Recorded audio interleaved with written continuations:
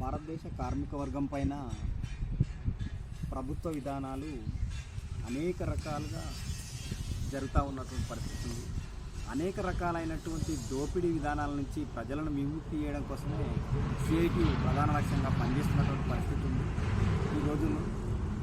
కాబట్టి ఏంటంటే 1991లో భారతదేశంలో వచ్చినటువంటి నూతన ఆర్థిక విధానాలు, పివి నరసింహారావు గారి హయాంలో వచ్చినటువంటి నూతన ఆర్థిక విధానాలు ఏవైతున్నాయో అప్పటి కార్మిక వర్గం మీద ఇప్పటి వరకు పెద్ద ఎత్తున ప్రభావం చూపినటువంటి పరిస్థితి ఉంది. కోలుకోలేని అటువంటి దెబ్బతీసే స్థాయికి ఎదిగినటువంటి పరిస్థితి ఉంది.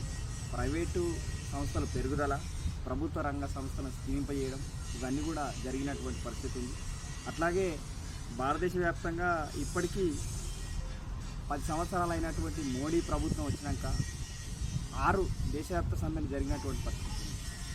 6 దేశవ్యాప్త సమ్మెలు జరిగితే అందులో లక్షలాది మంది, కోట్లాది మంది ప్రజానికం, కార్మిక వర్గం పాల్గొని ప్రభుత్వాల విధానాలకు వ్యతిరేకంగా నిరసన తెలియజేసినటువంటి పరిస్థితి ఉంది. అయితే ఇవన్నీ విధానాలకు కారణం ఏంటంటే ప్రభుత్వం చేస్తున్నటువంటి ప్రైవేటీకరణ ముఖ్యమైనది.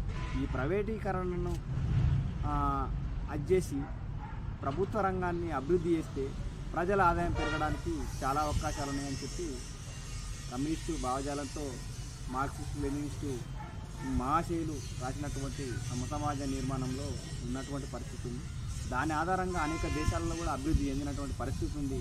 ఈ భారతదేశంలో అది ఇంప్లిమెంటేషన్ కావడం కోసం కార్మిక వర్గం విముక్తి ప్రధానమైనటువంటి ధ్యేయంగా ఈరోజు పనిచేస్తున్నటువంటి పరిస్థితి ఉంది.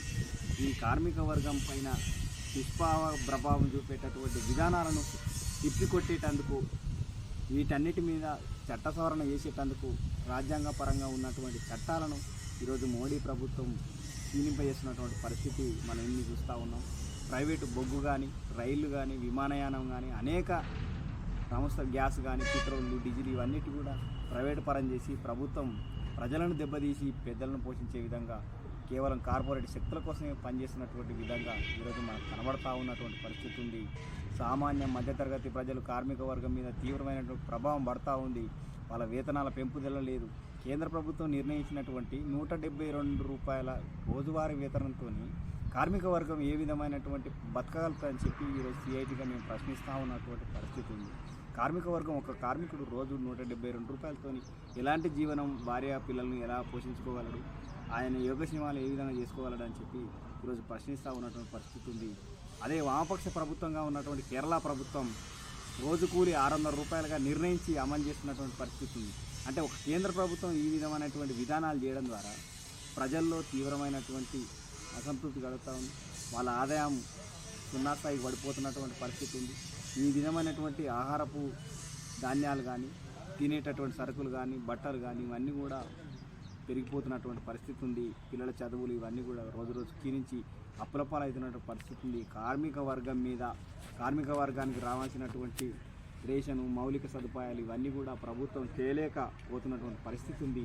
దీన్ని కేంద్ర ప్రభుత్వం ఆలోచన చేసి ఈ ప్రైవేటీకరణ విధానాలకు స్వస్తి పలకకపోతే రాబోయే రోజుల్లో కార్మిక వర్గం ఉద్యమాలు పెద్ద ఎత్తున లేచే అవకాశం ఉంది. కార్మిక వర్గాల ఉద్యమంతోనే ఈ ప్రభుత్వాల మార్పు జరుగుతుందని చెప్పి సిఐటి భావిస్తూ ఉంది. అందుకే ఐక్యతా పోరాటం అనే నినాదంతో సిఐటి పనిచేస్తూ ఉంది.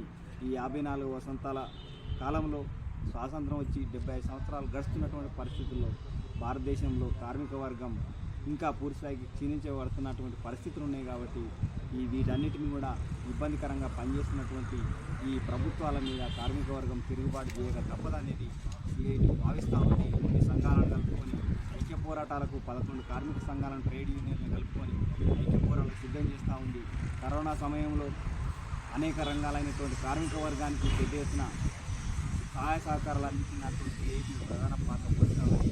గ్రామీణ స్థాయి నుంచి అంగన్వాడీలు కానీ, ఆశా వర్కర్లు కానీ, మధ్యాహ్న భోజన కార్మికులు కానీ, మహిళా రంగాలైనటువంటి అనేక రంగాల్లో కానీ, ఈ అసంఘటిత రంగాలుగా ఉన్నటువంటి భవన నిర్మాణం కానీ, బీసీడబ్ల్యూ కానీ, హమాలి కానీ, ఆటో కానీ, ట్రాన్స్పోర్ట్ రంగాలు కానీ ఈ అన్ని చట్టాల మీద పనిచేస్తూ ఉన్నటువంటి పరిస్థితి ఉంది. వీటన్నిటి మీద వారి సంక్షేమ బోర్డులు ఏర్పాటు చేయాలని చెప్పి డిమాండ్తో ఈరోజు 370 కార్మిక చట్టాలను సవరణ చేయాల్సినటువంటి అవసరం ఉందని చెప్పి గతంలో కూడా సిఐటి పోరాటం చేస్తూ ఉంది. తెలంగాణ ప్రభుత్వం ఇప్పటికైనా ఆలోచన చేసి ప్రభుత్వం కార్మిక వర్గ సంక్షేమం కోసం కృషి చేసే విధంగా ఉండాలని చెప్పి సిఐటిగా మేము భావిస్తూ ఆలోచన చేస్తూ ఉన్నాం. ఐక్యత పోరాటం నినాదంతో కార్మిక వర్గం అంతా భవిష్యత్ పోరాటాలకు సన్నద్ధం కావాలని చెప్పి పిలుపునిస్తూ ఉన్నాం.